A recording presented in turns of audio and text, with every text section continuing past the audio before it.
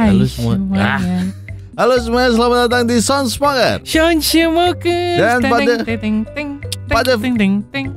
Udah. Pada video kali ini kita akan menceritakan seluruh alur cerita film yang berjudul Robot cantik. Enggak sih, ya pokoknya filmnya ini film Thailand ya.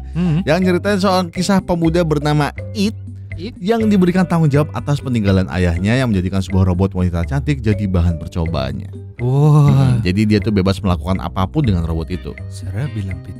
Tapi karena dia ini seorang pemuda perjaka yang introvert atau kita bisa bilang culun lah ya, maka ia akan menjadi kesulitan untuk menjalankan tugasnya itu. Why? Kenapa? Ya, bayangkan saja pemuda culun dikasih robot cantik. Ya enak loh padahal Sarah bilang Pit otomatis. Oke, tarik Mon. Robot yang bagus. Intro.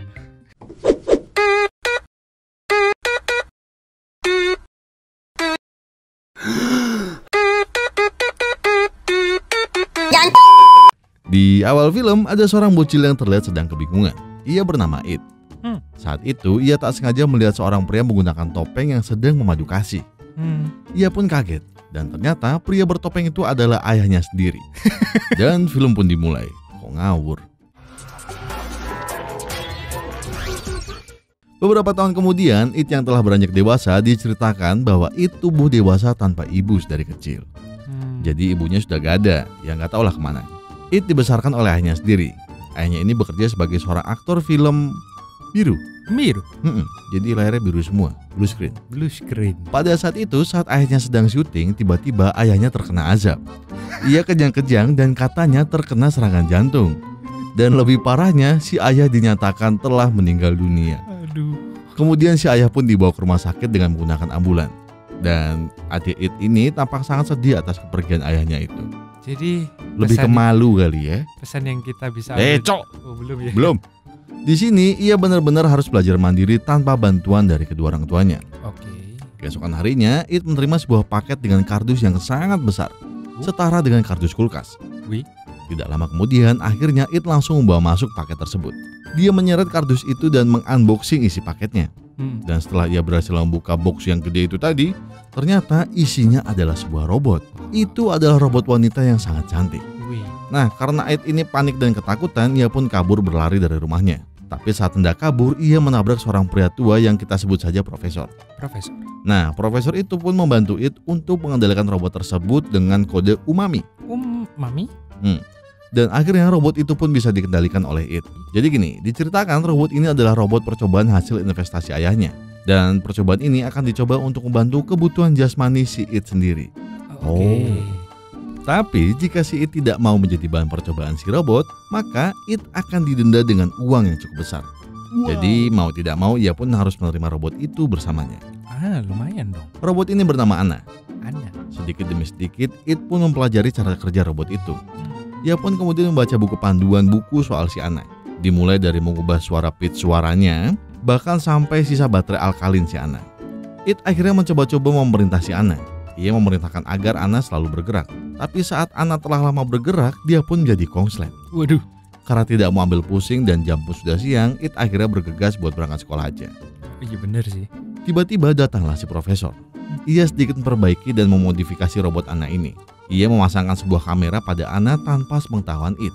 Ia juga menambahkan daya baterai Anna agar bisa bertahan lama. Lalu si Profesor pun meminta Anna agar menyusul It saat sekolah, guna menjaga It saat sekolah nanti. Keren. Di sekolah, It pun sedang pusing akan kehidupan saat ini. Sampai-sampai dia tidak mendengar omongan sahabatnya yang bernama Lisa. Blackpink. Tidak lama kemudian Anna pun datang. Ia langsung mendekat pada It. Kedua teman pria It sangat tergoda oleh Anna. Mereka tidak mengetahui kalau si Anna ini adalah sebuah robot. Semua laki-laki seperti itu. Memang. Yang penting ada lubangnya. Oke. Pada akhirnya, karena masalah yang dihadapi It saat ini menjadi lebih banyak, It pun tidak ambil pusing dan memilih untuk balik ke rumah. Saat di rumah, It pun bertanya pada Anna, sebenarnya apa tujuan Anna mengikuti It seharian ini? Anna hanya menjawab bahwa Anna harus bantu It dan bersedia melayani It. Anna pun tak sungkan akan membuka bajunya. It yang gak mau lihat itu jadi tercengang setengah mati karena tampak sangat bersinar sekali. Lalu Lisa pun datang, tak sengaja melihat mereka berdua dan ikutan tercengang. Karena nggak mau terjadi salah paham antara Anna dan It menjelaskan pada Lisa kalau sebenarnya It adalah sebuah robot yang sebenarnya It sendiri terganggu dengan kehadirannya. Lisa yang penasaran akan Anna akhirnya berusaha memegang gunung Anna. Tapi saat berhasil memegangnya, ia malah kesentrum oleh listrik dari Anna. Aduh. Karena pada dasarnya yang boleh melakukan itu adalah It saja. Singkatnya, pada malam hari, Anna yang hendak ikut tidur mulai memaksa It untuk bermain. It yang gak mau dan masih perjaka ini pun berteriak dengan kocak, yang akhirnya tidak jadi memadu kasih. Hal ini membuat si profesor kecewa, karena mereka tidak melakukan hal tersebut. Profesor pun menggunakan idenya. Ia menelpon seorang wanita penggoda untuk dikirim ke rumah It. Tugasnya si wanita ini agar bisa menggoda It dan mengembalikan jiwa pria sejati milik It. Dan tanpa basa-basi, mbak ini pun langsung tancap gas langsung ke rumah It dengan pesona seperti model. Wow. Setelah sampai di rumah It, mbak-mbak ini pun mulai melancarkan misinya. Awalnya ia mengaku sebagai mantan si ayahnya It. Ia juga meminta izin kepada It untuk nginep di rumah It untuk beberapa hari saja. Tiba-tiba saja Anna yang sudah diprogram untuk menjaga It menampar mbak-mbak ini sampai mbaknya nyungsep. Kok ngeri. Tidak lama mbak-mbak ini terlihat pulang dalam keadaan leher yang sakit. Lalu datanglah si Lisa buat ngajakin berangkat sekolah bareng. Mereka bertiga pun akhirnya berangkat ke sekolah. Di saat mereka berjalan bersama, para murid-murid lain pun terpesona karena It menggandeng dua wanita cantik sekaligus. Nah, kedua teman ini yang berhidung belang akhirnya ikut join juga sama gengnya si It. Nah, saat sudah balik sekolah, mereka berlima pun akhirnya ikut bermain ke rumah It. Saat di rumah It, mereka akhirnya mengetahui kalau ayah It adalah seorang aktor terkenal. Ya, walaupun itu adalah aktor naik turun gunung. Blue screen, iya benar. Mereka mengoprek dan mainin mainan sepeninggalan ayahnya It tersebut. Lalu It juga memberitahu kepada teman-temannya bahwa Anna itu adalah robot, bukan adiknya. Sebenarnya It juga ngerasa keganggu kalau Anna selalu ngeliatin It. Dia juga bilang sama temennya kalau sebenarnya Anna malah membani It untuk saat ini. Setelah ngobrol cukup lama, mereka pun pulang dan melanjutkan perkumpulannya ini. Di esok hari saat hendak tidur, Anna pun mulai mengganggu It lagi. It bilang sama Anna kalau It sedang tidak ingin diganggu. Ia hanya ingin kehadiran sosok orang tua sekarang, karena It tidak pernah merasakan sosok orang tua sampai saat ini kecuali ayahnya. Anna pun mulai serius mendengar It dan berusaha menenangkan It. Dan disinilah awal mulai tumbuh rasa penasaran It kepada Anna. Keesokan harinya, It dan gengnya kembali berkumpul dan mencari tahu apa sebenarnya yang terjadi. Mulai dari kematian ayah It dan peninggalan Anna yang tiba-tiba diberikan kepada It. Namun si Lisa ini punya rencana busuk. Ia akan menumpahkan cairan di lantai agar Anna terjatuh. Dan benar saja mereka bertiga pun terjatuh, yang mengakibatkan Lisa menjadi error. Lisa yang jadi error? Sorry, Anna. Ia pun terdiam dan mengalami kerusakan sistem. It akhirnya panik. Ia menelpon si profesor untuk melaporkan kejadian ini. Dan profesor kasih tahu untuk merestart ulang Anna. Dan beruntungnya Anna bisa kembali normal dan sadar dari keerorannya. Suasana pun menjadi canggung. It akhirnya bercerita mengenai masa lalunya, bahwa ia selalu diputusin sama cewek yang dia suka. Anna di sana sangat mengerti perasaan It. Mereka pun merasa saling nyaman satu sama lain. Dan mereka pun semakin dekat dan dekat. Bahkan It sampai mulai terbiasa dengan kehadiran Anna bersamanya. Singkat cerita, di malam hari, It dan teman-temannya mulai berkumpul kembali. Tapi ternyata teman-temannya It ini memiliki rencana busuk masing-masing. Mereka malah berparti dan minum-minum. Tujuan mereka adalah membuat It dan Anna teler. Dan betul saja, It akhirnya tidak sadarkan diri. Rencana mereka pun berjalan dengan baik. Dan Lisa ngajakin buat ke kamar untuk beristirahat. Nah, disinilah kesempatan Lisa dimulai. Jadi sebenarnya Lisa ini punya perasaan sama It. Hanya karena saja kehadiran Anna menghalangi jalan Lisa kepada It. Akhirnya Lisa pun menghalalkan segala cara. Sedangkan si Anna dicekokin minuman oleh sialan ini. Bukannya teler, si Anna malah konsert lagi.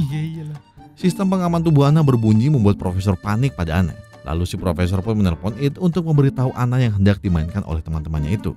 It pun langsung bergegas buat menemui Anna. Mereka pun akhirnya ribut. It pun memarahi temannya karena telah memberi banyak minuman kepada Anna, sehingga program Anna pun menjadi error. Anna tiba-tiba bangun, ia pun berlari sambil menangis keluar rumah dan menangis di tengah jalan. Lalu ia pun ditabrak oleh mobil. Menurut profesor, sistem Anna tidak akan bisa berjalan lagi, dan It sudah tidak bisa menjaga peninggalan ayahnya. Ia juga akan dikenai denda, karena belum sempurna jadi percobaan untuk Anna. It sangat menyesal dan minta maaf. Singkatnya, profesor memiliki ide agar Anna dapat berfungsi dengan baik lagi. Dan ini hanya satu-satunya cara yang bisa digunakan. It harus masuk ke dalam sistem motorik Anna dan membangunkan sistem itu secara manual oleh It.